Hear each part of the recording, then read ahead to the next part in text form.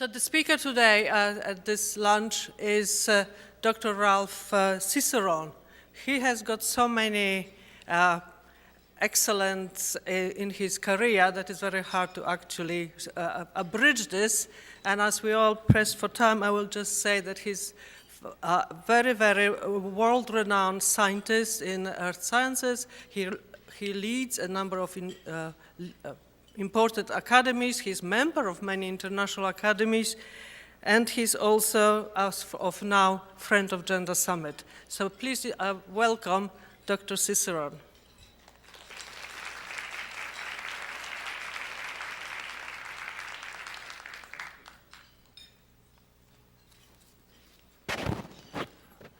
I wrote down a lot of notes for myself, and it starts by saying good morning or good afternoon, but I realize it's morning, so you are having an early lunch.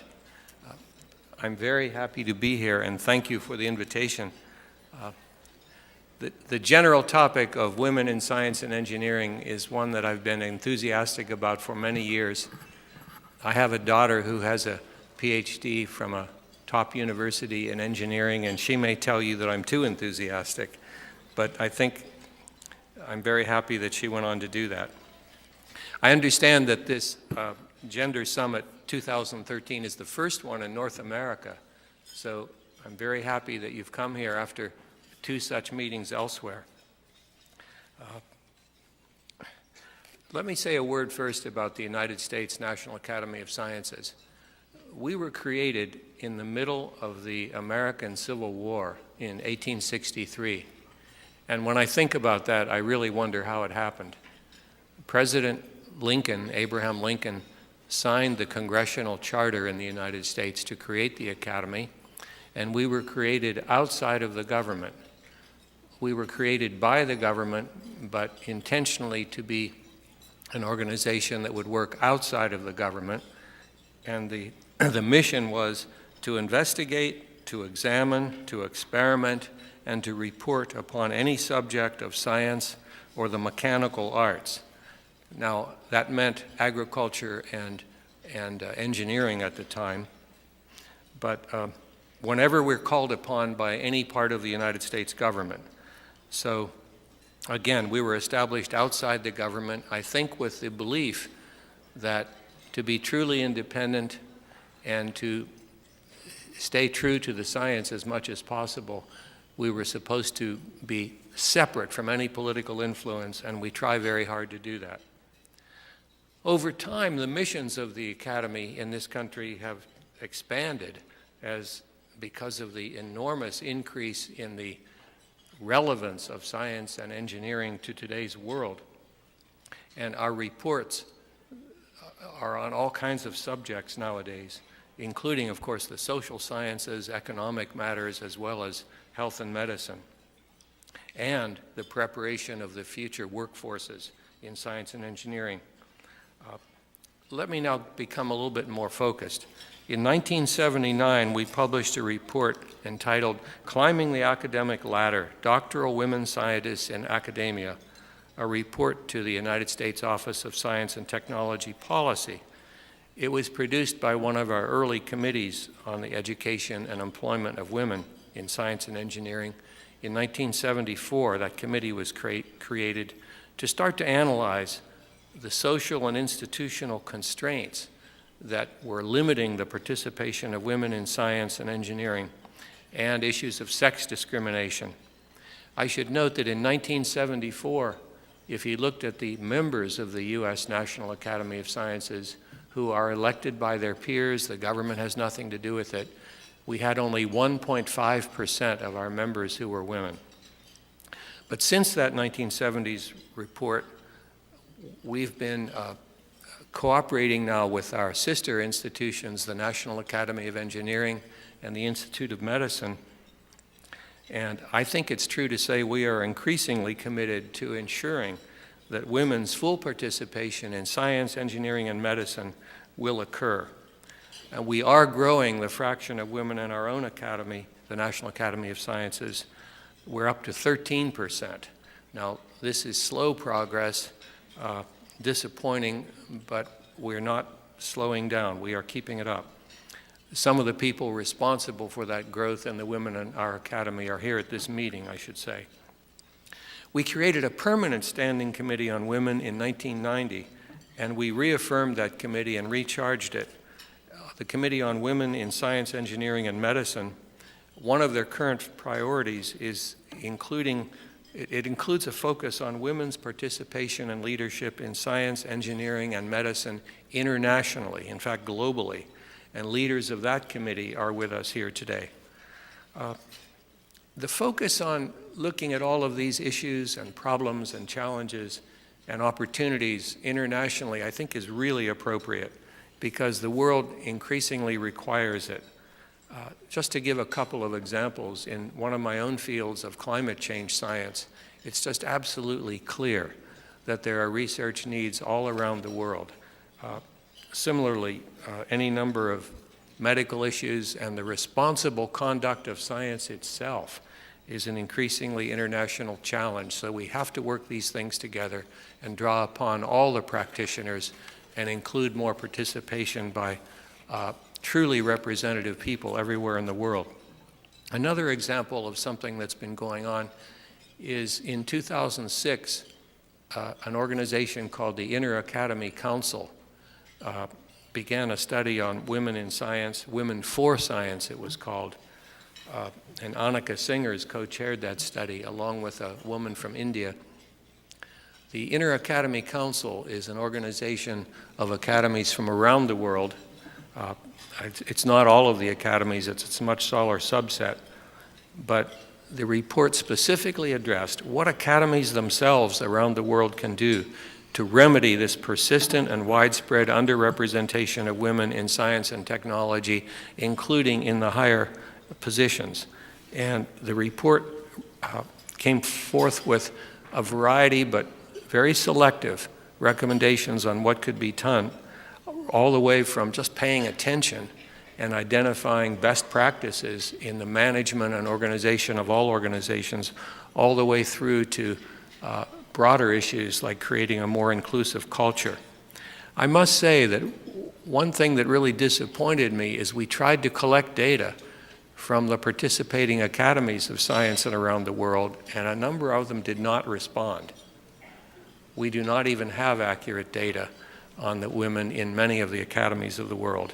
So we do have challenges that remain, but I'm pleased to say that here the U.S. National Academy of Sciences and Engineering and Medicine have begun to implement all of those recommended actions. And as one thing that we can contribute is because we produce so many reports every year, largely for our own government, over 150, the committees that do the work, and the most active young scientists and engineers and medical experts are representative of an upcoming generation. We have over 6,000 members of those committees and 500 committees, and 30% of those members are women. So it's over twice as large as the membership in the Academy itself. So we are committed to increasing the number of females in our own membership. The officer in charge of our elections now is Professor Susan Wessler, and she certainly is sensitive to many of the issues and how to do a more systematic search for the true stars in all of the fields that we represent, and I think we're having some success. But of course there's a practical side of this. For science and engineering to serve society and to remain vibrant, we have to involve all the talent that's available. So this is driven practically, not just, shall we say, out of equity and ideology of any kind. We also have been helping in the creation and support of the network of African science academies that now includes 18 national academies. For example, South Africa, Kenya, Nigeria, and a number of other African nations. And the focal points of that organization are capacity building, and then water, science education, and gender itself. A Woman for Science working group was created to provide a group of priorities and a structure and a framework for what should be done, and they are now developing a strategic plan and collecting data amongst their own academies. In the Western Hemisphere, there is an inter-academy network of academies of science. It's called IANAS. And, excuse me, the Women for Science Working Group for IANAS just met last month in Santiago, Chile, and it already has several projects in place, including one on collecting data on women researchers. We have several members of this working group here today, including Julia Tagueña from CONACYT in Mexico, and just establishing these networks and collaborations really helps in creating goals and strategies for implementation and awareness of what's going on elsewhere that we think is valuable. One of our own reports, a 2010 report called Gender Differences at Critical Transitions in the Careers of Science, pipeline issues and bottlenecks in science, engineering, and medicine, surveyed almost 90 research-intensive universities in the U.S. For their populations of tenure track and tenured faculty, where they're coming from, what the numbers are. And amongst the many interesting findings was one about the need and the value of mentoring. There are statistically significant statistics that show that younger women who have an identified mentor are having a higher frequency of success in seeking research grants than those who do not have a mentor. And interestingly, that same comparison does not apply for males. The value of having a mentor seems to be relatively less for men than women in these research positions. And that was over 6 fields of science. And by the way, I think we should take note here that this is not just about women, as I said earlier, but it's about utilizing and tapping into the full capacity of creative talent and of dedicated people. From an institutional point of view, those of you who have management responsibilities either as department chairs in universities or deans or even the higher administration realizes that the research funds that are gained by the faculty through competitive awards in many of our countries help and lift the entire institution. They help the students, they help the facilities that are supported by overhead funds and direct funds. So success, higher levels of success in seeking grants are very important for institutions and not just the individual researchers. So there's really a lot of reason to continue to pursue these agendas, and anything that you can do to help and to teach across national borders, teach the rest of us what's working, what remains to be done, is very valuable. So we really do look forward to the results of your discussions and the focuses, the foci that you come up with on how we can move forward better, to do everything we can to ensure that women scientists and engineers will flourish, and that they're being supported and encouraged, and that obstacles along those career paths can be confronted. Of course, we know some of the obstacles that are very slow to yield, and we'll continue to work on those, but we look forward to hearing from all of you different measures of progress and where you want to encourage and insist that the rest of us help out. So thank you once again for the opportunity to be here.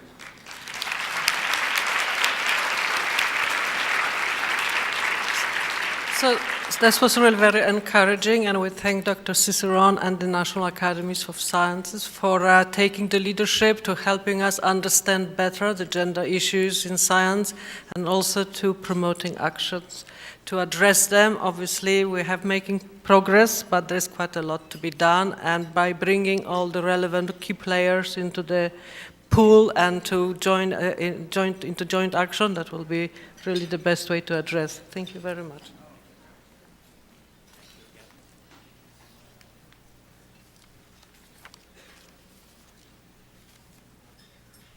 Oh, not so quiet. I better continue then.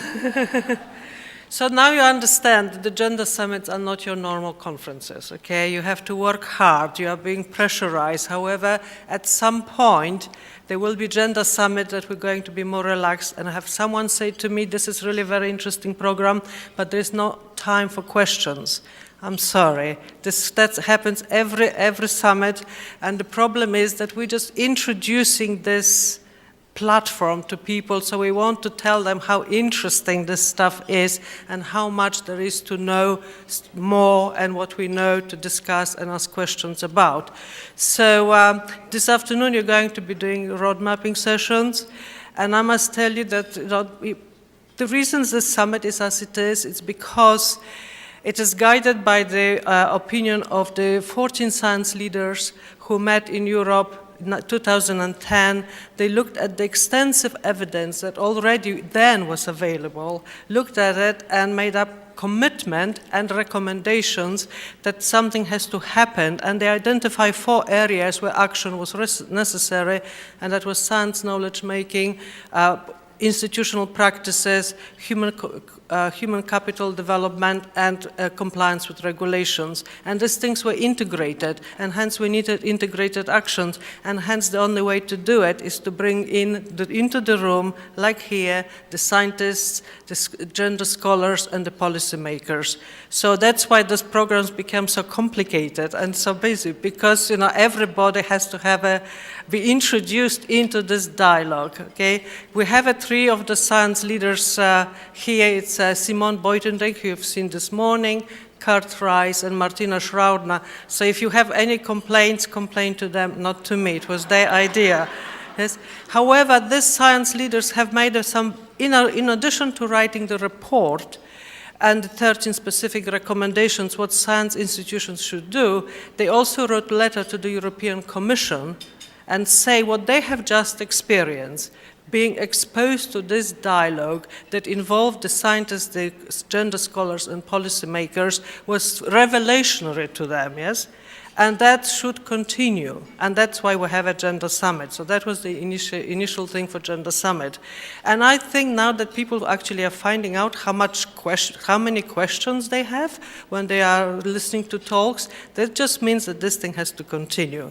So even if we are looking into the future, and clearly for us here, when Wonder World came to both European Gender Summits, and that's how the idea of holding one here came about. But when you work with Wanda, it's not about what needs to be done, it's what else should be done, okay? So what else should be done? Of course, this can't be just US, it has to be North America. It can't be just NSF, but it must be all the important funders in the organization, in the region. And we can't just talk about it, we have to have something that we can act on, hence is this roadmap. And so this Gender Summit, more than the European ones, and the roadmap provide a model for other regions, okay? In other regions, unlike in Europe, they don't have Horizon 2020, they don't have commitment from all leaders, they don't have this community already built. This has to be created in each region, reflecting, as we heard this morning in the plenary session, reflecting the resources and the needs of each region. And I would like you to just realize some of those needs. We're going to have a video now? Okay, by listening to one of those leaders from South Africa, so you understand how different things are in other regions. Can we have the video, please?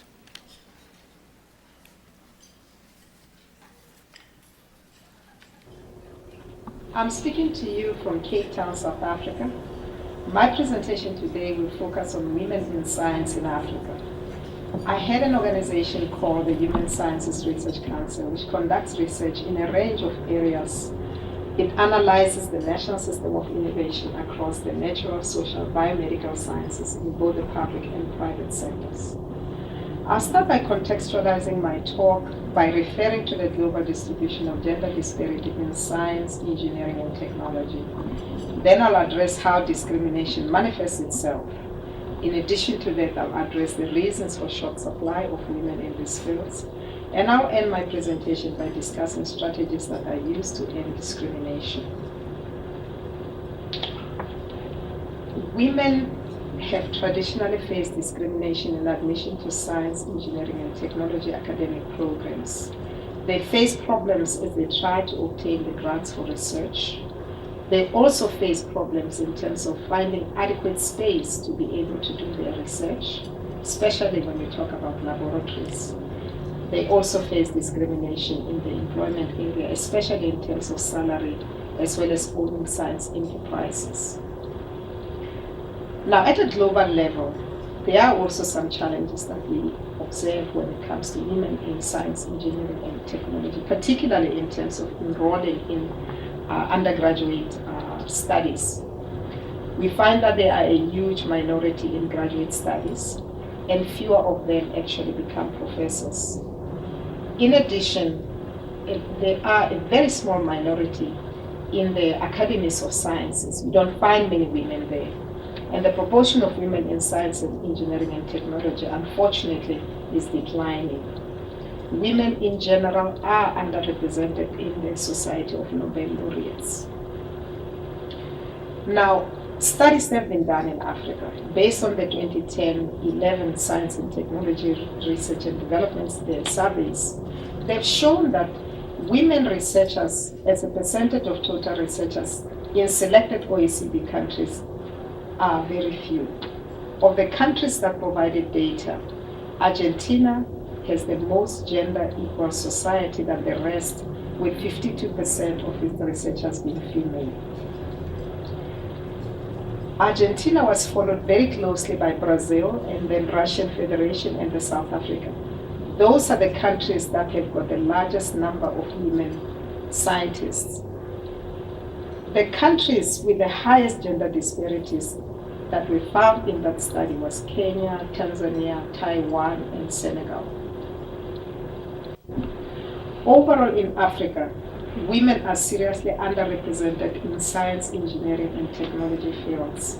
As the table shows, in 14 selected African countries, women comprise between 10.6% of researchers in Mali to 40.3% in South Africa. What are the reasons for the short supply of women? There are several reasons for why women are in short supply in science, engineering, and technology areas. There's a male-dominated culture in this area, mainly because of a belief that in science, engineering, and technology, it is considered to be a male profession. Thus, women are discouraged from entering it. As a result, there are very few women role models and mentors for young girls. The feminine role of women and all the expectations society has for her prevent her from fulfilling her role as an SMT employee. Furthermore, there are few women in decision-making positions to transform the workplace. Consequently, women tend to emulate male behavior, which tends to perpetuate these gender disparities in access to science, engineering, and technology training and jobs. I'm glad to say that the HSRC, the organization that I lead, almost 51% of researchers are women, and 50% of the executive managers are women, suggesting that we've got gender parity. I think at a global level, we need to look at strategies for increasing women's participation in science, engineering, and technology. The first one is that we need to increase admission rates to make sure that women are actually able to enter into these academic programs. We need to provide more grants to women who are seeking funds for research and set targets for women to be employed in this particular field. We need to monitor salary disparities by gender, establish agencies to financially support women to own science enterprises, and finally to remove any institutional barriers to allow them so that they can thrive as scientists. Now, on a more comprehensive level, there is a need to develop a national strategy to increase the participation of women in science and technology, but that is going to require interventions at multiple levels. At the national level, there is a need for developing those policies that are going to enable women to enter into this particular field. At the workplace level, we need to look at the gender equity in terms of recruitment, in terms of pay and retention, but also most importantly, we have to look at the question of family-friendly environment, as well as address the question of sexual harassment in workplaces. So workplace policies are very critical. We need to look at training and support, particularly in terms of ensuring that women have got mentors whom they can look up to. We need to create networks, in other words, a space for networking with other women entrepreneurs through conferences, through meetings. We need to reform the workplace and introduce diversity culture. And finally, we need to look at the research and monitor an impact of those policies so that we are able to have evidence-based programs. At the Human Sciences Research Council, we have adopted the following strategies to promote gender equality. We create a gender-sensitive work environment by setting up the annual target of 75% of all of our staff have to be trained in gender sensitivity. We set a target of 15% of all staff to be trained in the use of the gender analytic tools. We then use selection tools that include also competency exercises just to ensure that the right person is actually selected for the job. We encourage retention by measuring attrition rates and establish capacity development. We do this at the master's level, doctoral, and postdoc level so that we can increase the pipeline of new scientists that are coming through. And we also allow choice in location of research offices. In other words, we allow women to be able to stay with their families because most of these positions that are available, you find that they are in faraway places. So we try to make sure that we recruit people to work in the same places where they are. I think it's important to train and support women so that they can remain in the science, engineering, and technology. Finally, we have to change the gender dynamics. That is a must that must happen in our work. I'd like to thank you for the opportunity to present this paper.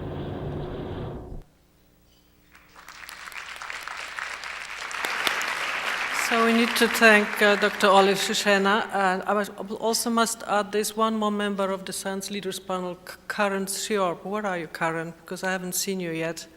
And, oh, there you are. So now I would like to ask Wanda Ward to follow up after the video we have just seen. She's got some important announcement to make. Thank you so much, Elizabeth. And please join me once again in thanking Dr. Cicerone for his gracious remarks made to us earlier during this lunch period. And we look forward to partner with the academies, all of the academies, as we collectively move this agenda forward. You just heard from Dr. Olive Cicerone, who is the head of the Human Sciences Research Council in South Africa. Quite notably, in the summer of 2012, Dr. Cicerone was elected one of the 100 most influential leaders in South Africa. And she joined the ranks of others, such as former President Nelson Mandela and Bishop Tutu and the like. She's a recognized, internationally recognized scholar in the area of HIV/AIDS. She has very graciously, within a very short period of turnaround, when we invited, one of the actionable items that we purposed within this North America Summit was the development of a community of scholars and experts and engaged citizens in this effort of gender equality at the global level. And not only did we want that to be just here in the US or just in North America, but we looked beyond the next Gender Summit, which will be held in May, returning home to Brussels in Europe. But Dr. Cicerone, in a spirit of decisive leadership, accepted our invitation to host the 2015 Gender Summit in South Africa. Well, she's global, she could do it there too. But we look forward to seeing you not only in Brussels in 2014, but in South Africa for a multi-continental community of experts. You've been delightful and very gracious in cooperating with our time during this period. So eat to your heart's delight, but we gotta be out here by 12:30. Thank you. And I would say that there are a group of very committed graduate students here with us. They will be having a workshop during this break. Yes. And okay, that's very important. I'll come right back to that. But for those who are interested, there will be a designated room. You can ask some of our colleagues where that workshop breakout session among the graduate students will be held. And that's building on the GROW program and other activities, the Graduate Research Opportunities Worldwide. The next important announcement that I nearly forgot, but my colleagues reminded me, you recall hearing Director General Dominique Ristori committing to the multi-continental, gender-focused collaboration in next, as we move forward from this North American Summit.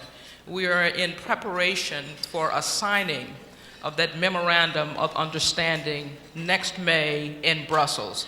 So given that you're contributing to the development of the roadmap that informs that collaboration, we most assuredly expect to see you in Brussels next spring. Please do enjoy your lunch. Thanks a million.